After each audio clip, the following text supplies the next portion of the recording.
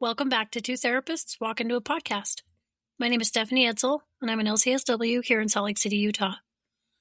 In the last episode, we talked about noticing without a name, what it's like when your body is signaling before there's language, diagnosis, or clarity. We stayed with that early phase where something feels off, even if you can't explain why. Today, we're taking the next step.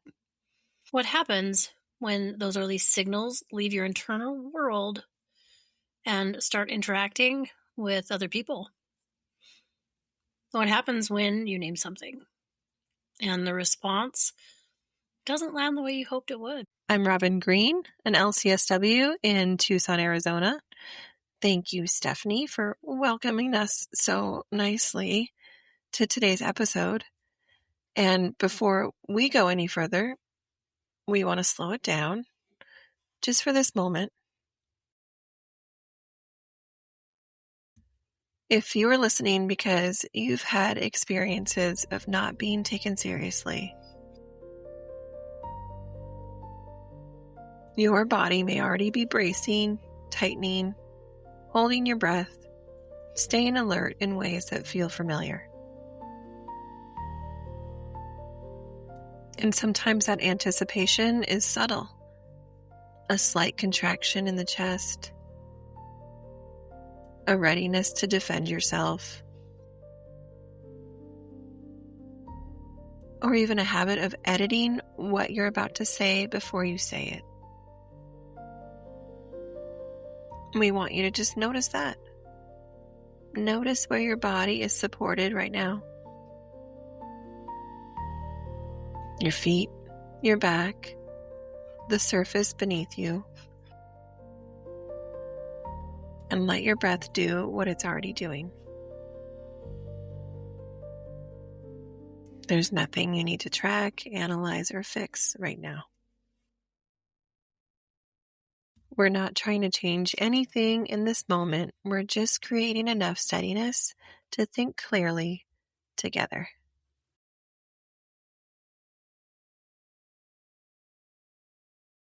Minimization rarely shows up as outright dismissal. I don't know if anybody knew that, but it's often softer than that. Sometimes subtle enough that you question whether it happened at all. It can arrive as reassurance that doesn't actually reassure. Phrases like, it's probably stress. Your labs look fine. Oh, this happens to a lot of people. There's nothing clinically significant. On paper, those statements can sound reasonable. Gosh, even responsible. But when they repeat without resolution, something begins to shift internally. For sure. And I think this pattern isn't limited to medical spaces. It can show up at work, where pushing through symptoms is praised as maybe resilience. And in families where there's discomfort, that can be reframed as overthinking or being too sensitive. And sometimes in social spaces where mentioning fatigue or pain changes the tone of the room. And over time, these responses don't just shape access to care. I think we notice because they shape how safe it feels to then notice what's happening in your own body. And then if noticing doesn't lead to understanding, I think that sometimes that noticing can start to feel risky. Absolutely. I was watching a movie last night, and in it, youth athletes were confronting their coach because their coach was making them play through pain. And, like, it's tough. It's tough guy stuff. And we don't want to hear that. And we don't complain. We just push through. So, of course, it would feel risky to even think possibly about noticing, right? Yeah, for sure. When symptoms are minimized repeatedly, we just begin to adjust. It's like automatic. We don't really even get a choice in that one. And remember, not because they're dramatic, not because they're confused. It's because humans adapt to context. It's actually pretty remarkable. Exactly. Right. And that adjustment can look like rehearsing symptoms before sharing them. Maybe mentally kind of organizing the timeline so it sounds legitimate, downplaying discomfort when someone asks how you're doing, saying I'm fine and meaning I'm managing, and delaying appointments until something becomes undeniable, only bringing concerns up once they interfere with work, parenting, or daily function. And that really can look also like gathering that excessive data before speaking. So tracking those patterns privately so you then demonstrate that you're not exaggerating, like needing to have all that proof so it sounds legitimate and true. So you'll be believed. Exactly. It feels like people have to be on fire for others to go, oh, gosh, I didn't realize you were set ablaze. One moment. Doesn't surprise me that over time, then attention shifts away from understanding what's happening toward managing what's going to help. How's this going to be received? Because that shift carries a cost, right? It's going to narrow what feels safe to say. It's making you edit. Kind of said that at the beginning. It does increase self-surveillance. That's not the same as self-awareness. It teaches the nervous system that expression requires strategy. Instead of asking, what does my body need? The question becomes, will this be taken seriously? That reorientation is subtle, but it can change how you relate to your own body for a really long time.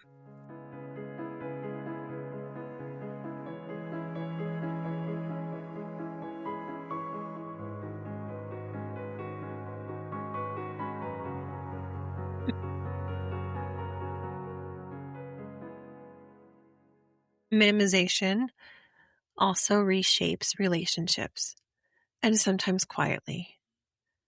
Many women learn to soften or filter what they share so they don't seem difficult, high maintenance, or overly focused on their bodies.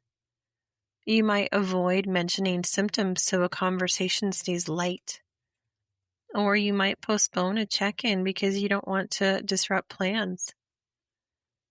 And the possibility that you might reassure other people before you've reassured yourself. Over time, this creates distance.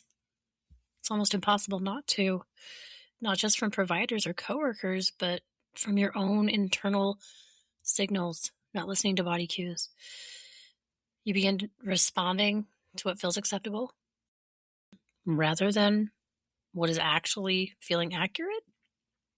And that gap can widen in ways that are hard to see at first.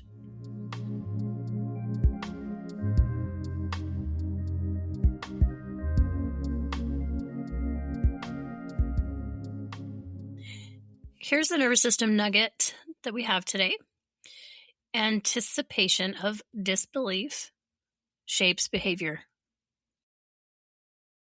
When the nervous system expects not to be believed, it reorganizes around protection.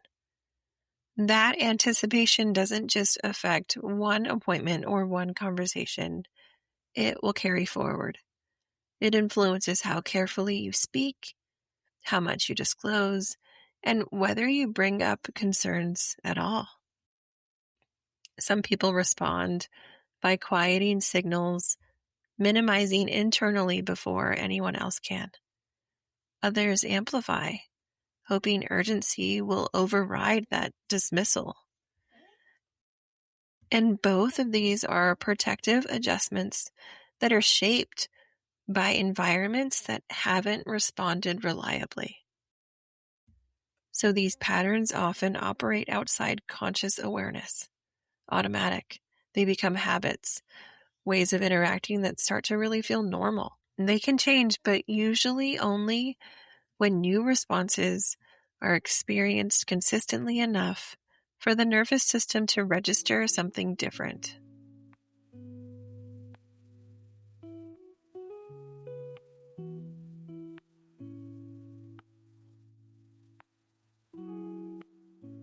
We want to offer a few questions, not as scripts, but as permission.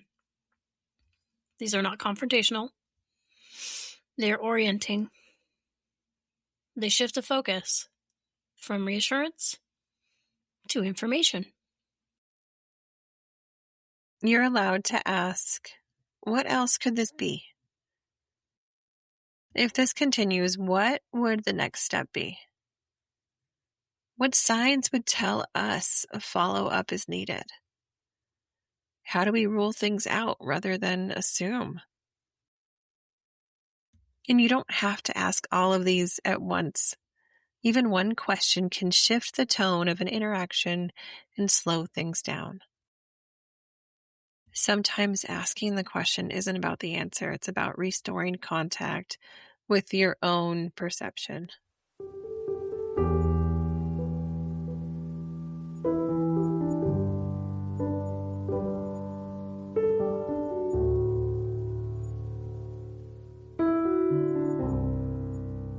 Minimization doesn't just delay answers. It really does change how safe it feels to listen to yourself. Yes, and if you've learned to downplay your symptoms, that learning, again, as we mentioned before, happened in context. And so that adaptation is going to make sense. Changing that pattern is going to be gradual. It rarely shifts overnight.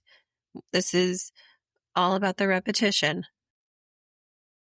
Yes, and so stay tuned, because in the next episode, we'll be discussing inflammation, the gut, and the nervous system, and how to hold that conversation without blame. And remember, healing isn't linear, and we're here for the ride.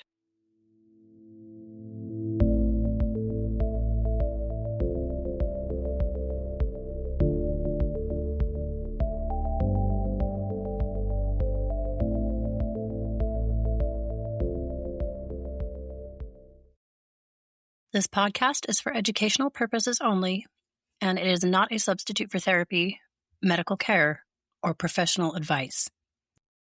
Listening to this podcast or this episode does not create a therapeutic, clinical, or professional relationship with us. If you're experiencing distress, physical symptoms, or emotional concerns that feel overwhelming, we both encourage you to seek support from a qualified healthcare or mental health professional. And if you are in immediate danger or need urgent support, please contact local emergency services or a crisis line in your area.